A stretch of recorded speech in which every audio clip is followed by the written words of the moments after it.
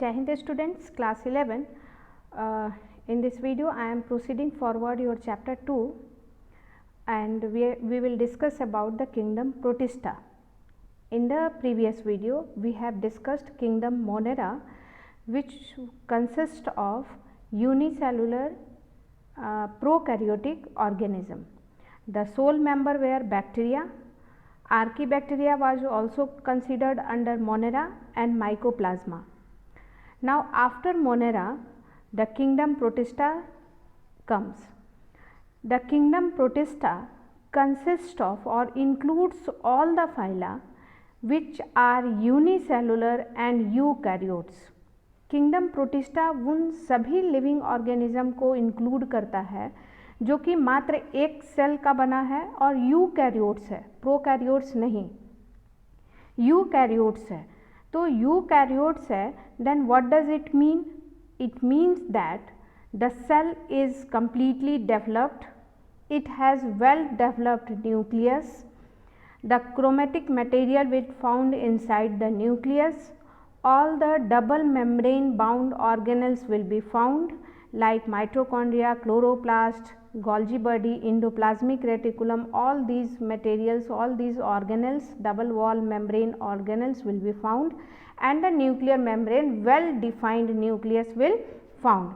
But the living organism will be made up of only one cell, एक cell का बना होगा. तो of course when it is made up of only one cell then it will be microscopic. ये microscopic होगा, काफ़ी छोटा होगा और आँखों से नहीं दिखेगा. माइक्रोस्कोपिक मोनेरा भी है एंड माइक्रोस्कोपिक प्रोटिस्टा भी है. But protista includes eukaryotic unicellular and Monera includes prokaryotic, of course unicellular. Now the kingdom Protista, what are the characters of kingdom Protista? All are single celled eukaryotes, and one main thing in kingdom Protista that kingdom Protista की जो boundary है वो well defined नहीं है. इसमें different scientist में बहुत disputes हैं. जैसे कोई किंगडम प्रोटिस्टा का कोई लिविंग ऑर्गेनिज्म एक सेल का बना हुआ है और वो फोटोसिंथेसिस करता है, उसमें सेल वॉल है रियल प्लांट्स की तरह, सेल वॉल है सेलुलोजिक और वो फोटोसिंथेसिस भी करता है और लेकिन एक ही सेल का बना हुआ है और यूकैरियोट है.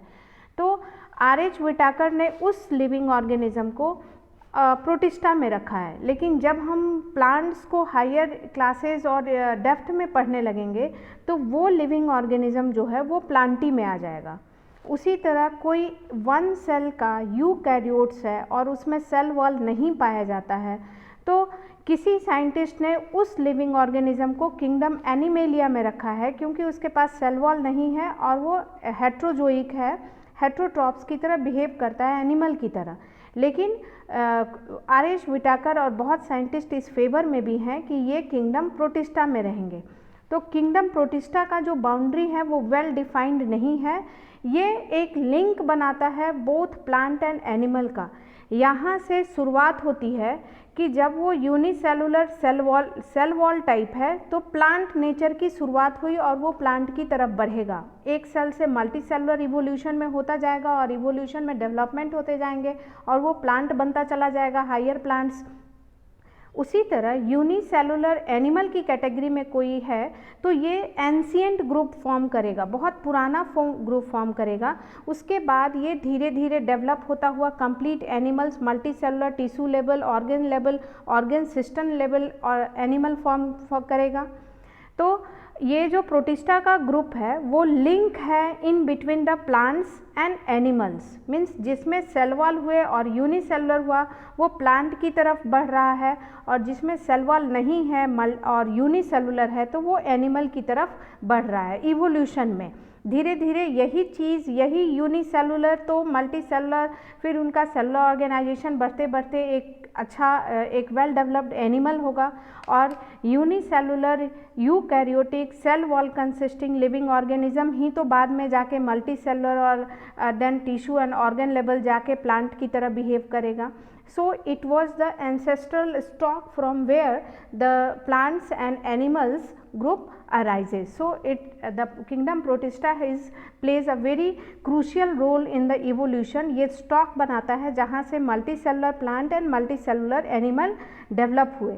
लेकिन आर.एच. व्हिटाकर को अगर हम लोग पढ़ते हैं तो सारे या तो वो प्लांट्स हों या एनिमल्स हों या कुछ भी हों, वो एक सेल के बने हुए हैं एंड यूकैरियोटिक है, तो वो सारे हम लोग प्रोटिस्टा के अंदर ही पढ़ेंगे. तो now what are the characteristics of protista. Photosynthetic protistan जो हैं वो मैंने पहले बताया, किसी साइंटिस्ट बायोलॉजिस्ट के अनुसार वो प्लांट हैं, एंड नॉन फोटोसिंथेटिक अगर प्रोटिस्टन है तो किसी साइंटिस्ट के अनुसार वो क्या है, एनिमल है. So in this book we will include 5 members of protista. There are 5 members of protista, जिसमें कुछ ग्रुप प्लांट की तरह हैं और कुछ ग्रुप एनिमल की तरह हैं. Members of protista are primarily aquatic होते हैं. Kingdom forms a links with others dealing with plants and animals. ये मैं आपका एनसीईआरटी का बुक है.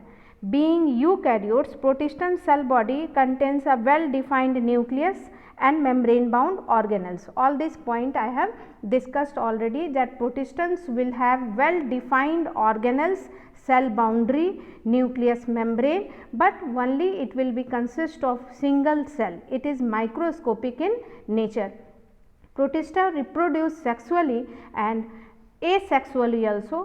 The major mode of reproduction is asexual and sexually also, with the process involving cell fusion, means दो cell का fusion होना, means gamete का fusion होना, male gamete and female gamete का फ्यूजन होना, एंड जाइगोट का formation होना. The cellular reproduction in protista is better developed और well developed then the prokaryotes that were in bacteria. वहाँ पे केवल डीएनए जेनेटिक मटेरियल चेंज कर जाना ही सेक्सुअल रिप्रोडक्शन था और कोई फिनोमिना नहीं हो रही थी. लेकिन यहाँ पे ये होता है कि सिंगल सेल का फ्यूजन होता है, sperm and male gamete and female gamete का फ्यूजन होगा एंड देन जाइगोट बनेगा. एंड जाइगोट भी एक ही सेल का होगा एंड वो आपका लिविंग ऑर्गेनिज्म भी एक ही सेल का होगा. लेकिन ये सभी सेक्सुअल फिनोमिना का होना, सिंगल सेल का फ्यूजन होना और फिर जाइगोट का बनना, जो कि हायर लिविंग ऑर्गेनिजम्स में दिखता है, वो प्रोटिस्टन में दिखना स्टार्ट हो जाता है. So they form the ancestral group of eukaryotic higher living organisms like plantae and animalia. So we will in the next we will discuss about these 5 groups of प्रोटिस्टन.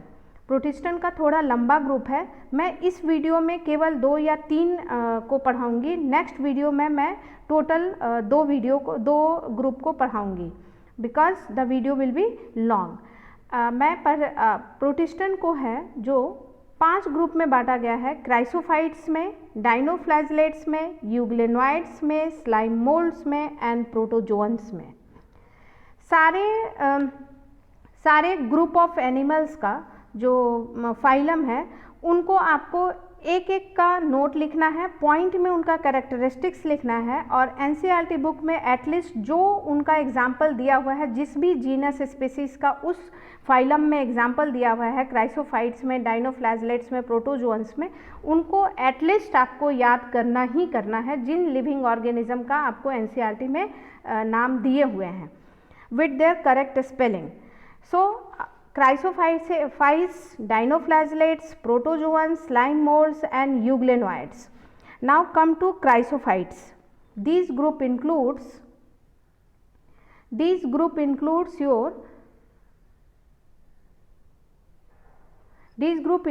diatoms and golden algae desmids. Golden algae means they were not green algae, they were golden in color and shining due to presence of some chemical substance in their cell wall. Algae है, algae is a part of plants.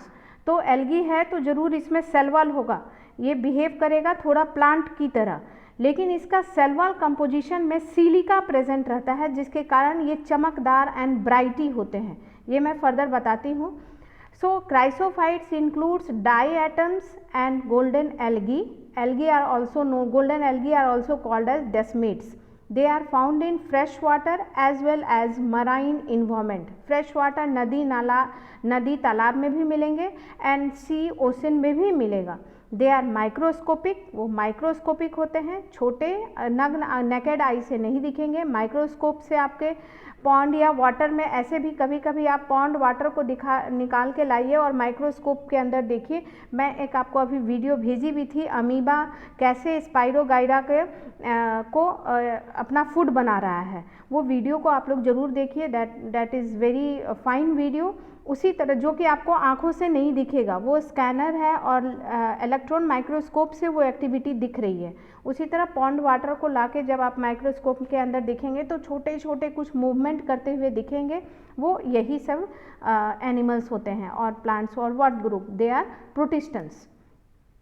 They are micro float passively in water. Passively का मतलब होता है कि कोई ATP खर्च नहीं करना, अपने आप हो जाना, मतलब पैसिवली, जैसे वो पानी में है और पानी के करंट के अनुसार अपने आप फ्लो कर रहा है, वो अपना कोई एनर्जी नहीं लगाता है फ्लो करने में। जैसे मछलियाँ, जैसे चिड़िया, बर्ड सब जब फ्लाई करते हैं तो अपना एटीपी खर्च करते हैं, पंख को ऊपर नीचे करते हैं, पैसिव, वो एक्टिव हुआ। और पैसिव मतलब अपने आप भीड़ में खड़े हो और कोई पीछे से धक्का दे रहा है और आप आगे बढ़ते जा रहे हैं, तो that will be called as passive movement. So this is passively in current water. They are photosynthetic and the cell wall of diatoms, यहाँ पे आपके दो एग्जाम्पल दिए गए हैं, पिनुलेरिया and this is about dinoflagellates, but come to more, we should know more about the chrysophyte that is given in your NCERT book। जो diatoms होते हैं उनका सेल वॉल जो है वो ओवरलैपिंग की तरह रहता है, ऐसे जैसे आप साबुन का डब्बा देखते होंगे, एक छोटा और दूसरा बड़ा रहता है ताकि उसको पकड़े रहता है।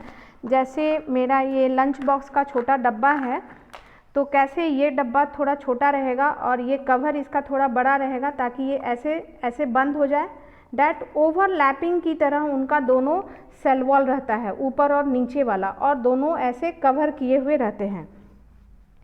Like soap box, the walls are embedded with silica and they left behind। जब उनकी डेथ होती है समुद्र में या वाटर में, तो वो at the bottom of the water body they accumulate and form diatomous earth। क्योंकि सेल वॉल में सिलिका है, cell wall hard in nature है, तो वो एक डाईएटमस अर्थ का फॉर्मेशन करने लगते हैं। जैसे आप चैनल देखते होंगे, उसमें एनिमल चैनल या आपका जो आता है, तो उसमें देखते होंगे समुद्र के सतह पर कभी कभी चमकीला और पहाड़ नुमा एक्यूमुलेशन रहता है। तो वही लिविंग ऑर्गेनिज्म जब डेथ करते हैं, तो क्योंकि इनके बॉडी में सिलिका है, तो वो सिलिका क्या होता है, प्रेजेंट चमकता है। बहुत सारे सिलिका से और हमारे घर में ऑर्नामेंटल के तौर पे रखने के लिए सिलिका बनते हैं, जो कि चमकते हैं अंदर अंदर।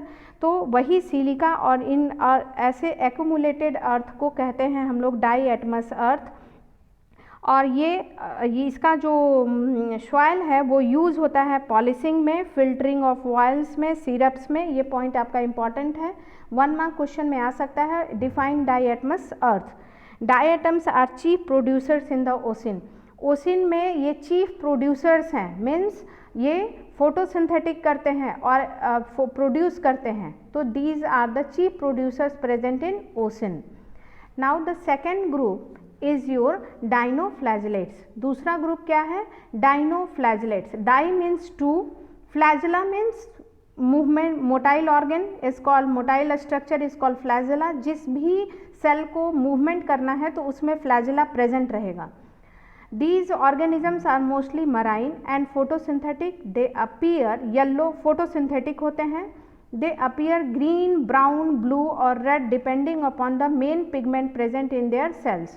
आप बाद में जब फोटोसिंथेटिक पिगमेंट्स का क्लासिफिकेशन पढ़िएगा तो आपको पता चलेगा कि फोटोसिंथेटिक पिगमेंट्स केवल ग्रीन कलर के ही नहीं होते हैं। वो green colour mainly due to rich in chlorophyll A and B के कारण होता है। लेकिन बहुत सारे क्लोरोफिल हैं जो जैसे सी, डी, ई, वो ग्रीन इन कलर नहीं होते हैं। आप आसपास में भी देखिएगा कि कुछ पत्ते येलोइश दिखते हैं, कुछ ब्राउनिश दिखते हैं, तो वो भी फोटोसिंथेसिस करते हैं, लेकिन काफ़ी कम अमाउंट में, क्योंकि क्लोरोफिल जो ग्रीन कलर है वो ज़्यादा एक्टिव है सिंथेटिक में। तो डाइनोफ्लैजलेट्स जो हैं वो भी जो फोटोसिंथेटिक पिगमेंट उसमें ज़्यादा अमाउंट में होगा उस अनुसार उनकी बॉडी दिखेगी brown, blue, red, depending upon the main pigments present in their cell. The cell wall has stiff cellulose plates on their outer surface. देखिए इसमें प्लांट का कैरेक्टर आ रहा है क्योंकि प्लांट में भी सेल वॉल सेलुलोजिक था। Most of them has 2 flagella, very often red dinoflagellates. आप एग्जाम्पल इसको याद रखिएगा। Gonoclax undergo such rapid multiplication that they make C appear red। C पूरा मल्टीप्लाई करके आप यहाँ देख सकते हैं ये रेड टाइड्स का फॉर्मेशन कर देते हैं, पूरे छा गए हैं मल्टीप्लाई करके। हैं ये यूनिसेलुलर लेकिन इनका मल्टीप्लिकेशन और ग्रोथ इतना ज़्यादा हुआ है कि ये पूरा रेड टाइड्स फॉर्म कर देते हैं समुद्रों में। By Gonyaulax, toxin released by such large numbers में even kill other marine animals also such as fishes. ये सभी पॉइंट्स आपको याद रखने हैं कि समुद्र में रेड टाइड्स कौन बनाता है, बाय विच लिविंग ऑर्गेनिज्म। तो आपको लिविंग ऑर्गेनिज्म का नाम जो है गाइनोलैक्स वो आपको याद रखना है, Gonyaulax. Okay, with correct spelling. अभी आप लोग स्पेलिंग पे बहुत अच्छे से ध्यान दीजिएगा, नहीं तो स्पेलिंग मिस्टेक होगी तो सारा वो स्पेसिफिक जेनरिक नेम गलत हो जाएगा। Now come to the next living organism, protista, that is your euglenoids। okay? अभी तक हमने क्या क्या पढ़ा? किंगडम प्रोटिस्टा का आपका मेन कैरेक्टरिस्टिक्स। किंगडम प्रोटिस्टा में 5 फाइलम होंगे, 5 उनको पार्ट्स में डिवाइड किया गया है। क्राइसोफाइट्स, डाइनोफ्लैजलेट्स, यूग्लेनोइड्स, स्लाइम मोल्ड्स एंड आपका प्रोटोजोन्स। देन हम लोगों ने पढ़ा क्राइसोफाइट्स एंड डाइनोफ्लैजलेट्स। शुरुआत में आपको ये सभी लिविंग ऑर्गेनिज्म का नाम और डिफरेंस में थोड़ा याद करने में थोड़ी दिक्कत आएगी, लेकिन आप जब बार बार इसके लिविंग कैरेक्टर्स को और नोट्स में पॉइंट वाइज बनाइएगा तो आपको याद हो जाएगा। Now come to the next, euglenoids. Euglenoids जो है वो connective link between plant and animal है, मतलब वो प्लांट एंड एनिमल का कनेक्टिव लिंक है यूग्लेनोइड्स स्पेशली। इसकी बहुत बड़ी खासियत है यूग्लेनोइड्स का। शेप आपके बुक में भी लिखा हुआ है, स्लाइड में भी दिख रहा है। It has 1 flagella. Euglenoids majority of them are fresh water organisms found in stagnant water. ये जो हर ग्रुप में लिखा हुआ है कि कौन सा फ्रेश वाटर है, कौन फोटोसिंथेटिक है, कौन सा मराइन वाटर है, ये पॉइंट्स आपके इम्पॉर्टेंट हैं क्योंकि पूछे जा सकते हैं। Which of the following groups are not photosynthetic, जैसे chrysophytes, dinoflagellates, euglenoids, slime moulds. Slime moulds आप आगे पढ़िएगा वो फोटोसिंथेटिक नहीं है। बाकी जो ऊपर के तीनों हैं यूग्लेनोइड्स, क्राइसोफाइट्स एंड डाइनोफ्लैजलेट्स फोटोसिंथेटिक हैं। तो ये सभी पॉइंट्स आपको याद रखनी है इसलिए दी हुई है, इसी तरह फालतू में नहीं दिया हुआ है। कौन से मराइन वाटर के हैं, कौन से फ्रेश वाटर के हैं। So majority of them are fresh water organisms found in stagnant water. रुके हुए और थोड़े गंदे पानी में यूग्लेनोइड्स पाए जाते हैं। मैं इसका कोई वीडियो भेजूंगी, मेरे पास है। Instead of cell wall they have protein rich layer call pellicle. देखिए यहाँ पे सेल वॉल अब थोड़ा रिमूव हुआ तो थोड़ा एनिमल कैरेक्टर की ओर ये बढ़ा, और ये सेल वॉल के जगह पे, सेलुलोजिक सेल वॉल की जगह पे इस पे प्रोटीनस सेल वॉल है, that is called as pellicle. और ये इसके बॉडी को ना फ्लेक्सिबल बनाता है, फ्लेक्सिबिलिटी देता है। जब आप वाटर, स्टैग्नेंट वाटर को माइक्रोस्कोप के अंदर देखेंगे तो ये एकदम यूं जल्दी जल्दी चलता हुआ, मूव करता हुआ दिखेगा। दे हैव 2 फ्लैजिला, उनको 2 फ्लैजिला होता है। A short and a long, मैंने शायद पहले 1 फ्लैजिला कह दिया है, इसमें 2 फ्लैजिला होता है, 1 short and 1 long.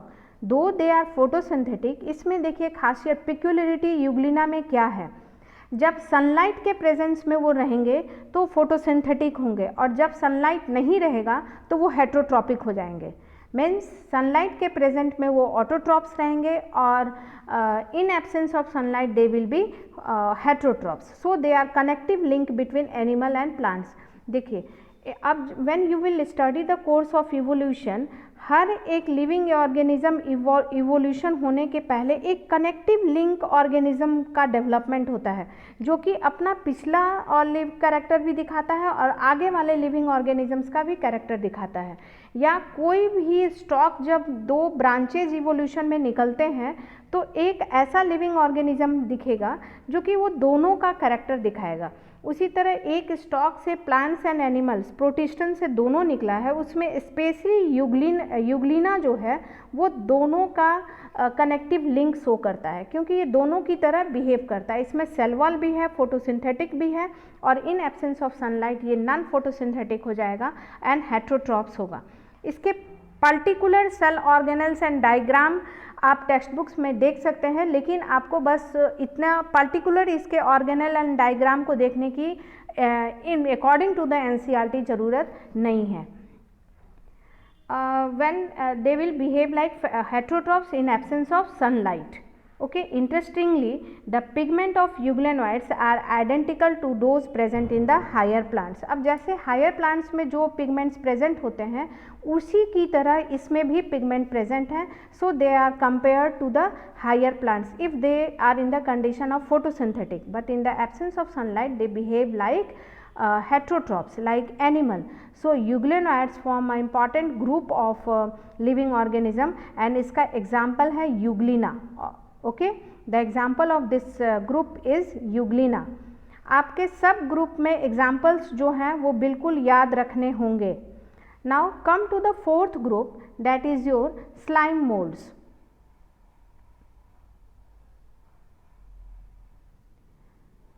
Protozoans, that is your slime moulds. 1 minute. Slime molds is given in your NCERT book. Slime moulds are saprophytic protist. अब देखिए यहाँ पे डिफरेंस आ गया।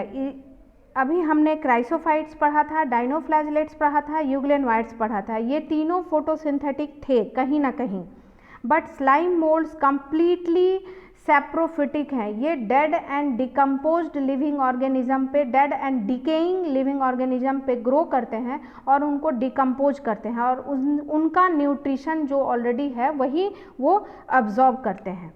They do not form their own nutrition like autotrophs.